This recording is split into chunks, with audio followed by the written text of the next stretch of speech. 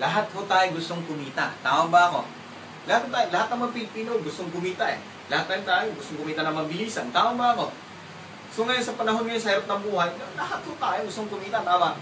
Papakita ko sa inyo kung paano tayo kikita ng mabilis dito sa M-Global. So ngayon, kaso nga lang, depende sa laman ng bulsa mo. Pero dito, unahan na kita, pag gusto mong karirin ang M-Global, dapat medyo malaki rin ilalabas mo. Tama? Paano yung buhay? Paano yung ano na yan? Ito ho. Natandaan mo yung isang account? Ang isang account ho, 7,980. Yun po yung halaga ng isang account. Ngayon, kung gusto mo talagang seryoso kung gusto mo talagang pasukin ng inyong karirin ho, huwag ka mag-isang account. Bayaran niyo po yung 7 account. Ito ho. 2, 3, 4, 5, 6, 7. Sa M-Global po, sa isang tao, pwede kang mag-7 account. Pwedeng 7 account. Or pwedeng 7 ulo.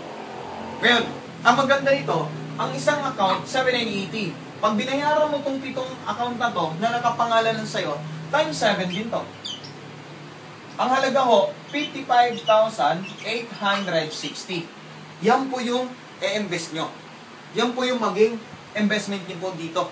Pag gusto nyo kumita ng mabilis. Tanong, anong negosyo pasukin mo sa halagang yan? Pwedeng ipautang mo, tama ba? Kaso kaawin mo sarili mong pera. Pwedeng sari-saris to. Kaso walang utangin ni kumparit ni kumari lang. Tama? Pero ang pinakamaganda mo dito, ito yung in-invest mo. Kikita ka kagad, minuto lang, babalik sa'yo yung 10,500. Di ba maganda? O ngayon, paano ko ba kinita yung 10,500 na yung buhay? Paano ba? Dito ho, di ba ikaw to? May 500 ka dito, 500 plus 1,500. Hindi may 2,500 ka na. Ikaw pa rin to. May 500 dito, 500 plus 1,500, 2,500 ulit. Ikaw pa rin to. 500 plus 1,500, 2,500 ulit. Ngayon may dalawa dito. O 1,500, 1,500 plus 3,000. Ngayon pag itututal ho natin lahat to, 10,500. Hindi ka pa nag-start. Hindi mo pa inumpisahan yung business. Bumalik na sa'yo kaagad yan. Maganda ho ba? Yes, maganda. Ngayon, ilagay mo sa bangko to. Tutubo ba ganito malaki sa loob ng isang taon? Hindi ho. Tama? Pero ang kagandahan dito, nilabas mo ngayon, ngayon din babalik agad yung 10,500. Di ba maganda? Yes, maganda. Ito pa ho. Ang isang account, di ba, may product na halagang 6,700. Ito binayaran niyo po, di pitong 6,700 din. Yes. Nasa 45,000 na worth of product bumalik sa'yo. Unahan ko na ho kayo, sabi ko nga kanina, huwag mong ibenta yung product. Ipagamit mo sa pamilya mo. Kasi para sa akin ho, mahalaga yung kalusugan ng pamilya ko. Kaya hindi ko benta din yan. Ginamit ko ho. Tama? Yan pinaka-importante ho. Sa panahon ngayon, grabe, habang sumasarap yung kinakain natin, umiiksi naman yung buhay natin. Tama ba ako? Oo, kaya gamitin natin yung supplement. Food supplement na nakakatulong sa katawan natin. Tama? Ngayon, dito halos bawi ng dalawa pa lang, bawi na. Ngayon, ang isang account, may isang scholar. Ito binayaran mo. 7 scholar din po. 7 scholar. 7 rin po pwede mong paaralin. Tanuhin ko po kayo, kaya mo bang magpaaral ng 7 bata dahil sa perang to? Hindi ho. Hindi mo kaya magpa-graduate ng 7 bata dahil sa perang to. Pero dahil sa perang to, lahat ng to, nasa iyo na. Maganda ho ba? Yes. Ngayon, mayroon ka pang 7 free medical check-up. Plus, mayroon ka pang 200,000 accident insurance. Ngayon, dito sa 200,000, karamihan sa tanong ng iba, ito binayaran ko, dapat itong 200 din. Hindi ho. Hindi naman tayo malapusa. Hindi malapusa yung buhay natin, isa na buhay natin. Tama? Kasi ito, nakapangalan lang sa isang tao. Ulitin ko, nakapangalan lang sa isang tao to, kaya isang 200 lang. Malinaw. Okay. Bibi nga pa ng 10,000 medical reimbursement. Isa lang din. So ma'am, sir, ito yung nilabas nyo. Ito na ho yung bumalik sa inyo. Bawi, oh. Bawi. Bawi, ho. Hindi ka pa nag-start. Hindi ka pa nag-umpisa. Bumalik na sa yan. Ngayon, tanong, Boyet, paano ba umpisahan? Ilang tao naman imbitahin ko? Ito ho. 1, 2, 3, 4, 5, 6, 7, 8. 8 tao lang ho. 8 tao lang imbitahin mo. Ngayon, sa 8 tao na yan, pag naintindihan nila yung business, nagustuhan, ganito rin ang investment nila, tulad mo. Ulitin ko, itong 8 taon to, naintindihan nila yung business. Ganito rin ang business, ganito rin gusto nila. Ganito rin gustong investment nila. Sa 8 taon na to, ang kikitain mo, 126,000. Ulitin ko ho. Sa 8 taon na to, pag ganito rin investment nila, 126,000 ang pwede mong sitain. Ngayon, paano kung after 3 months, ganito mo after 3 months, nailagay mo 8 taon to. After 3 months, mayroong ganito. Pwede na ba sa'yo? Ngayon to, ganito po.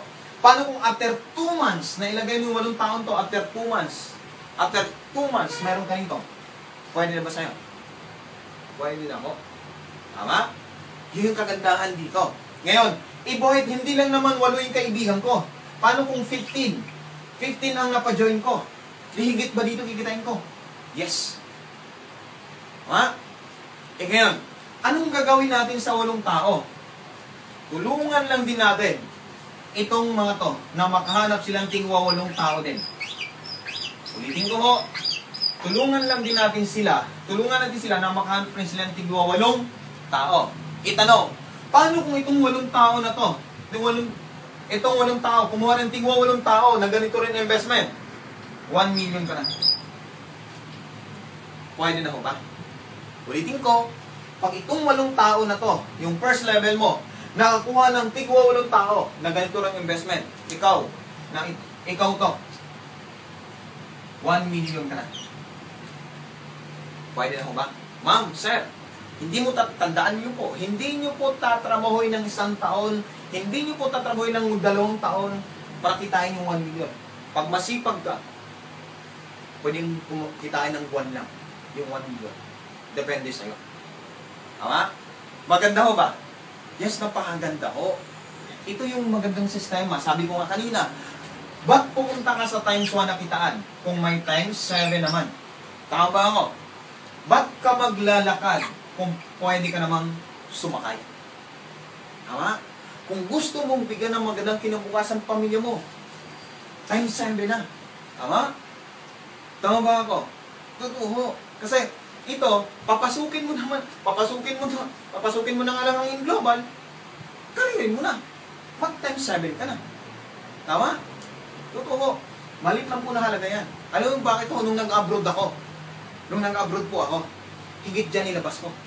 Wala rin nangyayari. Samantalang dito, ito nilabas ko. Ngayon, 2 years and 6 months pa lang ako. Pero grabe. First 3 months, 3 months and a half, nakabili akong brand new sasakyan. Ngayon ho, pag kayo ho, makapaglabas ang brand new sasakyan, masaya po ba kayo? Ako hindi ho masaya. Kung kayo masaya, ako hindi. Napatuloy yung ako, bakit ho? Kung buhay pa sana yung nanay ko, siya unang makasakay sa brand new sasakyan. Bakit? Natili sa isipan ko, walang nanay ko, wala ko sa ibabaw ng mundo. Di ba masarap pag buhay yung pangarap at sa buhay yung kompleto yung pamilya? Kung ikaw ngayon, may nanay, tatay pa, huwag mong hayaan na makuha yung gusto mo sa buhay, na wala na sila. Tama? At huwag mong ubusin yung buhay mo sa abroad. Huwag mong ubusin yung buhay mo sa employment. Magnegosyo ka. Tama? Kaya isa lang gusto natin sa buhay. Magkaroon ng time freedom at saka financial freedom. Tama ba ako? Tama? Ngayon, after 2 years, yung pinakapangarap kong Montero Sports, sakay ko na ngayon. Tama? Ngayon, dati nangangarap lang din po ako. Ngayon, grabe. Hindi lang naman sasakyan. Marami pa kaming na-invest. Marami kaming negosyo. Dahil sa inyo. Maraming salamat. Maraming salamat po. Ito, last na ho, bago tayo mag-iwalay. Ngayon, unahan ko na ho kayo. Maraming magsasabi sa inyo, walang kumita dyan, scam, pyramid yan. Tama ba ako? Ma'am, sir, yung magsasabi sa inyo niyan, sila ba ang magpapaahon ng pamilya mo? Sila ba ang bibili ng bigas para ipapakain ng pamilya mo? Hindi naman eh. Tama? Ikaw pa rin. Lagi mong tandaan, hindi nila nakita yung nakita mo. Hindi nila naramdaman yung naramdaman mo. Tama ba ako? Tama? Kaya huwag niyo pong hayaan. Huwag niyo pong hayaan na yung pangarap mo ngayon, ipapanakaw mo sa kanya. Nabuo na yung pangarap mo. Huwag mong hayaan na ipapanakaw mo sa kanya yung pangarap mo. At isa pa, huwag mong hayaan na ibang tao magmamaneho ng buhay mo. Dapat ikaw magmamaneho, hindi sila. Tama? Kaya dito, pagtutulungan natin. Pagtutulungan natin. Ngayon, hindi mo tatanawin mag-isa to. Kasama niyo po ako. Tama? Kaya maraming salamat at good morning po. Mabuhay po ang lahat. Thank you.